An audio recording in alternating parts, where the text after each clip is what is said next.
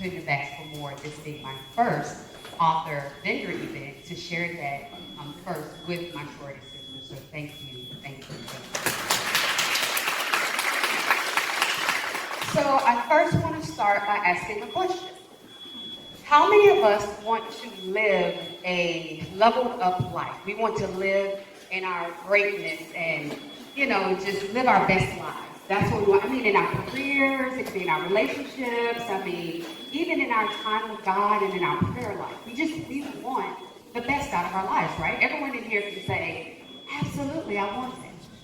Now, again, by a show of hands, how many of us have found that as we are striving for that next level, and we get bright and we can see that next level and we're about to grab it, a battle goes up. It's either in our relationship, we pick up our phone and we got some bad news or a situation, or somebody is just trying to keep us from being great, right? Yeah, everyone or what about, you get to that next level, so you get that job promotion. You get in that relationship, you get married, you jump onto that next level, I have made it. And here comes a battle. Right? As soon as you step feet on that next level, a battle breaks out. And you're going, what happened, God? Why is this happening? Well, this book was actually born out of my own desires and struggles to level up. Just transparently, I wrote this book in the middle of the biggest and most difficult level of battle that I had encountered in my life. I used my love of the Super Mario Brothers game as a backdrop to talk about these life battles, to talk about why we encounter these life battles, to talk about who we should and should not be bringing with us in these life battles, and how to navigate through these life battles and to get to that next level. And notice I said through, because we can't avoid the battle. That battle has a purpose. So we have to go through that battle. And so in this book, I utilize the practical application of biblical principles, thought-provoking questions that make you stop and go, Selah moments. So after each level or chapter in my book, there are journal pages for you to journal your thoughts, reactions, feelings about some of the questions that I asked in this book, or some things that are coming to your mind along your level of journey. And just plain old transparency and authenticity about what I encountered, and basically what God told me to share and be transparent about my own battle. I do all of that so I can help us, and me, myself included, because at the end of one journey, there's another level of journey, and there's another level of journey, but so that I can help all of us move from where we are to that level where we would like to be, okay? My name is Dr. Tierini, and I am here to challenge you, encourage you, walk with you as we all level up. If you have any questions or anything, I will be at that table. My bodyguard, he's here to help me today with a lovely shirt on. And I would love to talk more with you about your journeys and how I can come alongside you in your journey, because a lot of times when we're on this level of journey, we feel alone. We feel like it's just us. And we go into our little corners and we retreat because we don't want to tell anybody, so we be quiet, but we know when we get by ourselves, we're giving room for the devil to come in and try to steal, kill, and destroy. So I will be right over there, and I would love to connect with you and partner with you on your level of journeys. Thank you so much.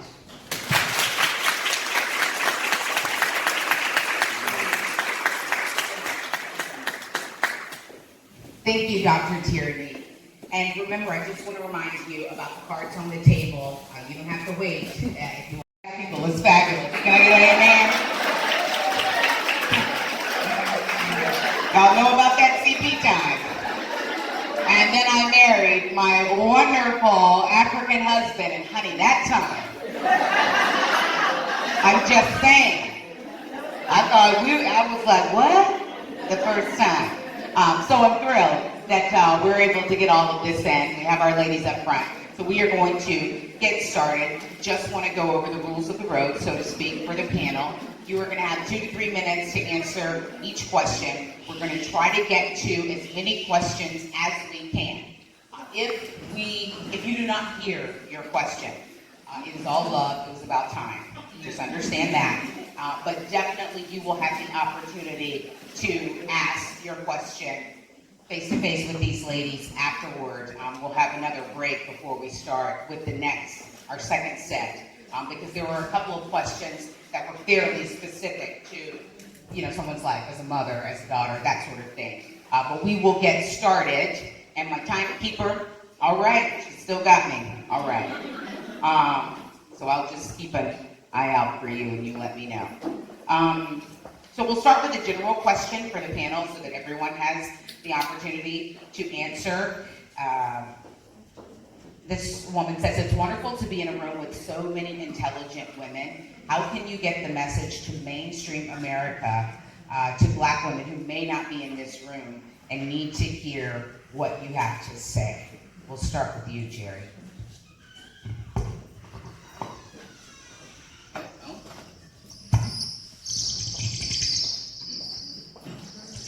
No, so what now? Oh, we have two. Okay, so this is for the upward. A little slow on the uptick. It's Saturday. Okay. Yeah, I'm loud enough. All right, we'll start with you, Jerry. Is it on pitch? Hello? There we go. I would say, great question. I would say, I like to believe everything, again, simple and start at the grassroots levels, just like this event was organized, start at the community level. Maybe we could, all reach out, just maybe starting with the youth. I think they're the most distracted right now. And I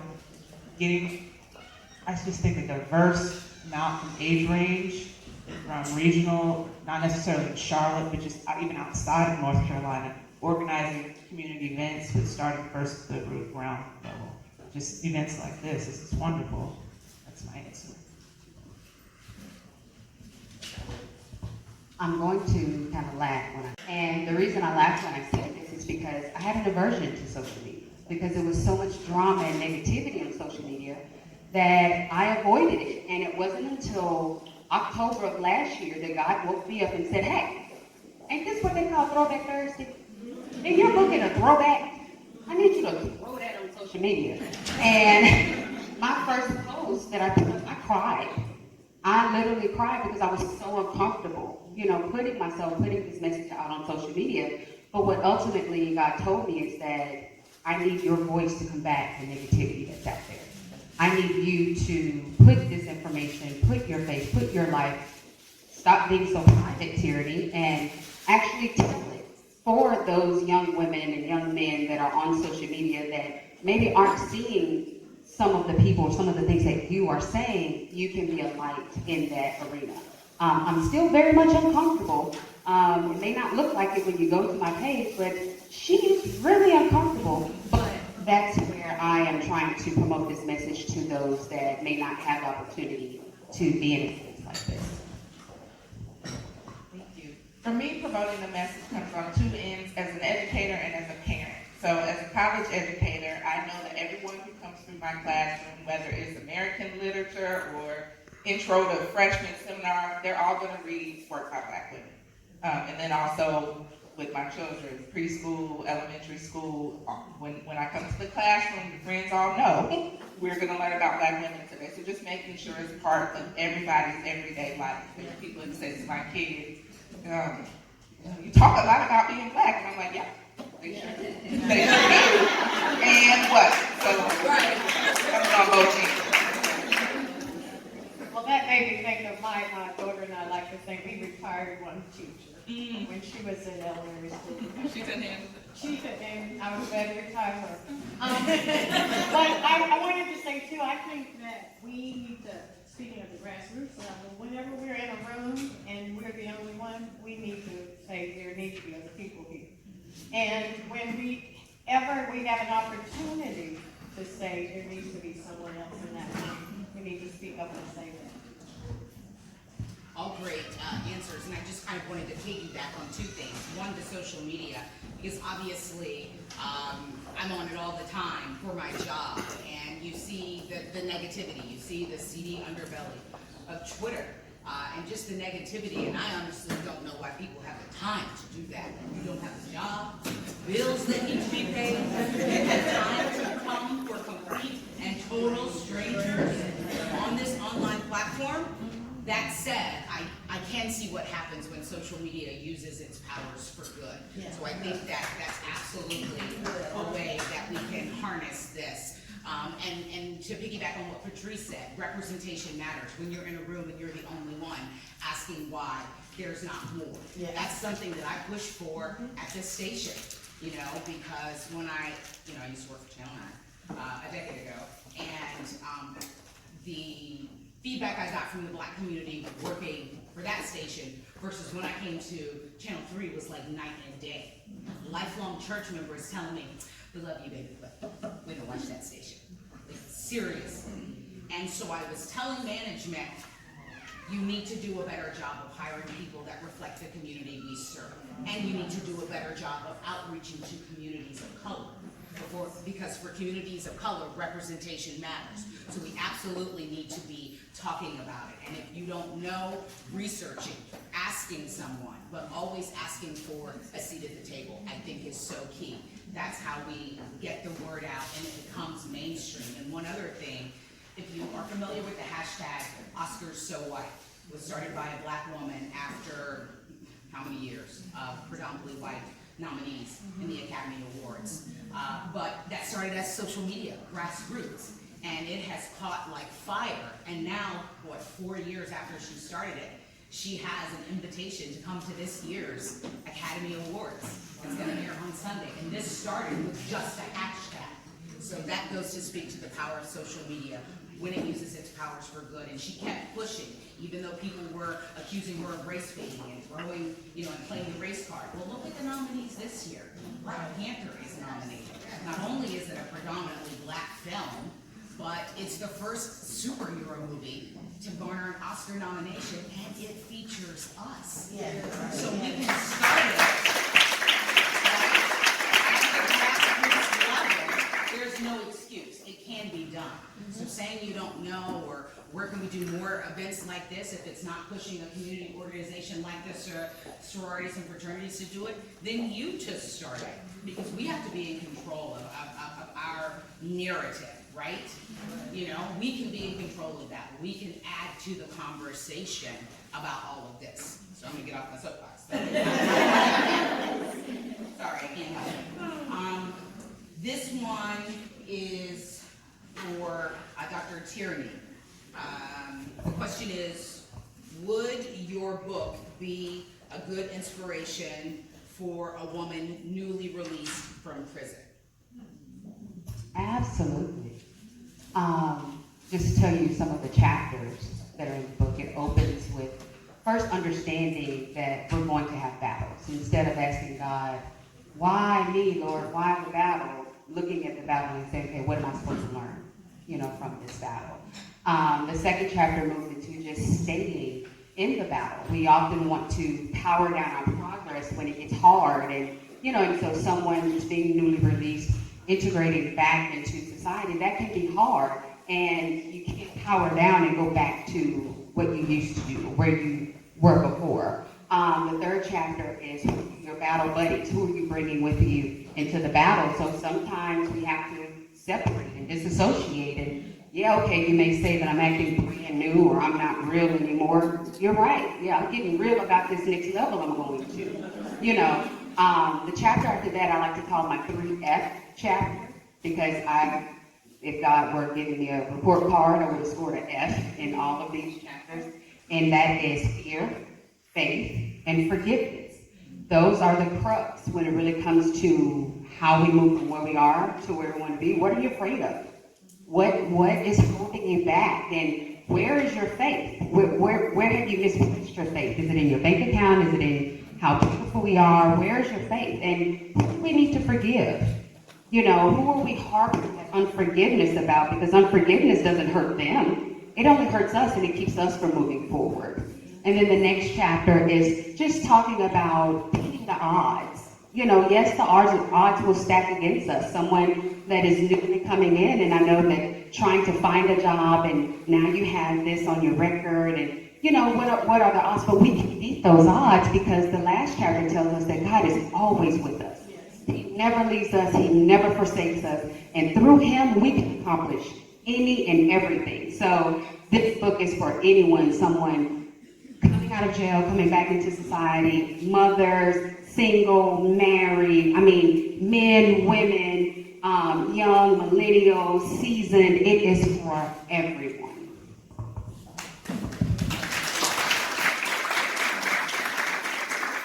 And this next question is for Jerry.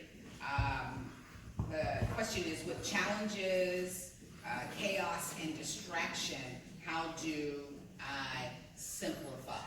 So I don't know if you can boil that down in 2 to 3 minutes, but maybe some first steps that people can take here today. You know, how do I start to simplify through all the chaos and distraction and challenges?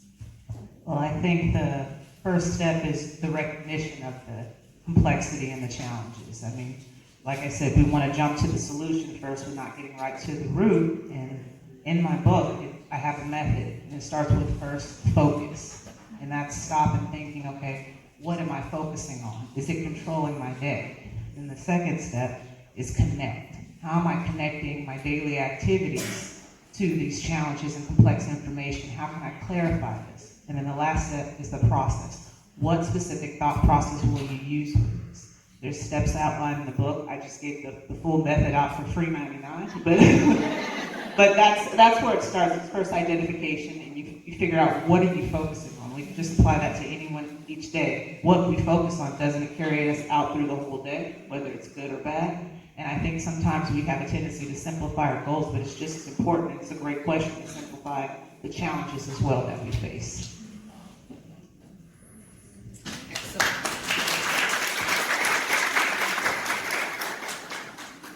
So this next question is for Dr. Janica, who the question is from a mom who says, how do I educate my young daughter about the inequalities she will face growing up in a predominantly white school and living in a predominantly white or non-cultured area without coming across like I'm teaching her to have prejudices toward others?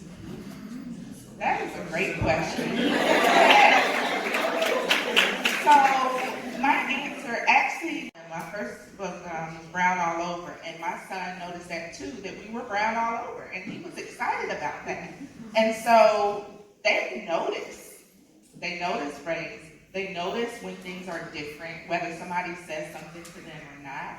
And so my answer to that is have those conversations and have them, know that things aren't always just or fair, but this is what's going on. And a lot of parents will say, well, I don't talk to my children about race because I don't want them to have a particular type of baggage. They might have it already.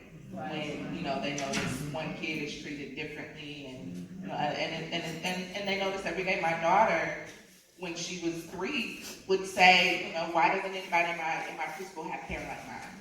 And we went to a different preschool because, that was something she was really internalizing in terms of why aren't there more people around her that look like her. So have those conversations. Tell them stories. Tell them your own experiences and know that, we don't protect them by not telling them the truth.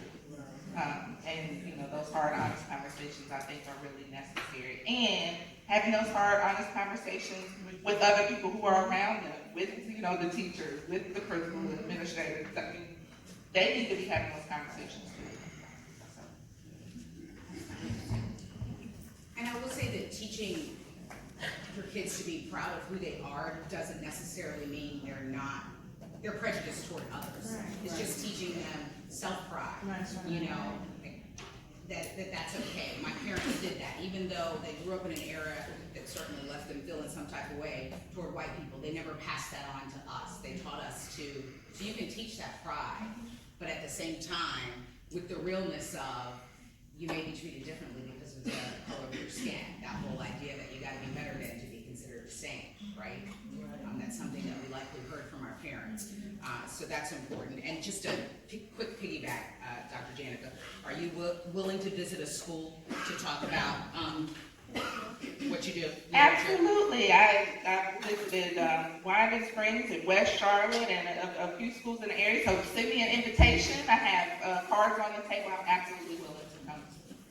So there's your answer. She's got a business card, reach out to her, she will come to a school near you. All right, so this one is for Ms. Patrice. How did you manage to raise such a beautiful daughter who loves and honors you? Well, the first thing that comes to mind is I've been honest with her. Always honest. And part of the reason I probably had to be honest, I'm the oldest of 7, and they were going to tell everything. Right, so I thought at least I could put it in context. But, you know, even the hard things, I just try to be real about what you will face, what life is like, about making mistakes, about not knowing everything. You know, even now, you know, just saying, I'm going to make some mistakes, or, oh, I learned that from you. You know, I don't have to be the one that knows everything. Now you've had experiences that I haven't, and so to be honest, to say that, you know, I can learn from you now. Or that I remember standing in a circle. I had one of my best friends was the late B.B. Moore Campbell, who was an author, and we were celebrating B.B. and everybody was asked how they came to know B.B. and my daughter said, well, that B.B. always told her that she should buy a house before she was 30. She should at least buy her first house. But I remember standing there thinking, oh, I thought you learned that from me. But then I realized, no, that I was smart enough to introduce her to other women who are wise and to say to her, you can trust these women. They are wise too, and they know things that even I don't know. And sometimes our children will listen to other people and not us. And so it is also wise to have a really good circle, you know, of people around you so that they can go to them. So I think that's pretty much it. Kind of honesty and surrounding yourself with good, wise women. Wise men too, I can say. I didn't always do that, but wise women, good sisters, yes. So we have another question for Dr. Tierini.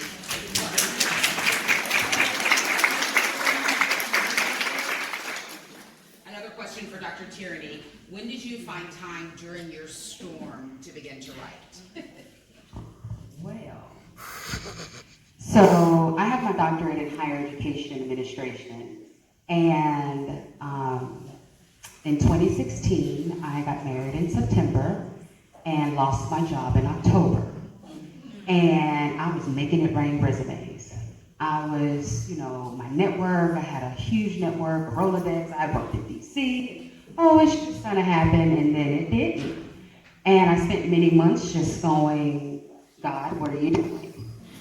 You have me on the shelf. I have this doctorate degree. This is embarrassing, you know. And it was during that storm. It was during that storm that I was complaining. I was on the phone complaining with my girlfriend. I can't believe I don't have, and why is this not happening? And God literally, in that moment, said, hey, what's that video game you used to play? And who was King Koopa? And what was the whole point of that game? And I just stopped and I said, girl, why am I sitting here complaining like I'm playing on level 2? I have a doctorate degree. I have sued Ford Motor Company about that lemon Mustang that they sold me. I have, you know, when I was a child, they told me I wasn't going to be able to hear or speak. And, you know, I have fought so many battles. Girls playing on level 8. I am battling a level 8 Cooper, trying to get to level 9. Why am I complaining? And my best friend said, that's your book, and you're going to call it Level Up, and you're going to start writing. Oh, no, I'm not. Y'all need to book me a job. What are you talking about? And so I was literally leaving that next day, going to a conference down in Florida to do some more networking and, you know, talk about my research on collaboration and higher education administration. And as soon as I got back, my cousin, who was not privy to this particular conversation, Tierini, where the book? Are you writing a book? Where are you on the phone with me? Get off the phone, write the book. Tierini, where the book, Tierini? Tierini, I'm ready to read. What the chapter's at, Tierini? What the outline there? And so I got to a point, and this went on from July to November, and I got to a point because I was so busy trying to find a job, trying to find a position, and that's where my focus was until one November of 2017 by now. And I just said, fine, I'll write it. Just get off the phone, because shit bothers me so bad. And I'm not one, I do not, lying is just a pet peeve of mine. So if I say that I'm gonna do it, I'm gonna do it. I had every intention of sitting in my computer and giving it the good old college try, so that I could tell her it didn't work, nothing happened, and I sat down in that moment, and kid you not, in 30 minutes, I had a complete outline and the introduction that is in my book right now to this day. And it scared me. And I was like, whoa, I need to pay attention to this. And I showed up to my computer the next day, and God just wrote it. It was almost like I was just sitting there, and my fingers were moving, and the words were coming. So I say I was just a vessel for this book. God wrote it.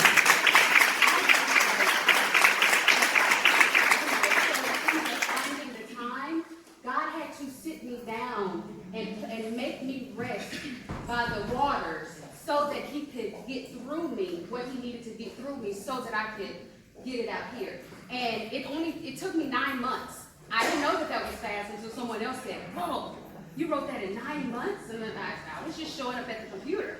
And right after it was written, here comes the consulting agreements, here comes clients, here comes all of this other stuff. So he sat me down so that he could get through me and to me what he wanted me to get out.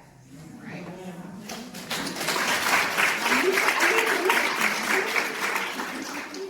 I think we can squeeze in one or two more questions. Just a quick one for you, Dr. Janica. Of the women you featured in your book, who influenced you the most? Lucy Craft Laney, who was who was in Augusta, Georgia. I grew up in Augusta and started the first black kindergarten that we know of. But Lucy Laney High School is also named after her, and the Lucy Laney House, which is the Delta House in Augusta, is the museum that people come to learn about Black history in Georgia. And so her story really impacted me, because I grew up, going to stuff at the Lucy Laney, what became the museum, knowing who she was in my city. That was my hometown history. And when I was in Chicago in grad school and I was cold and I said I need to go back home, I knew that was a story that I wanted to circulate beyond what we knew in Augusta. So, Lucy.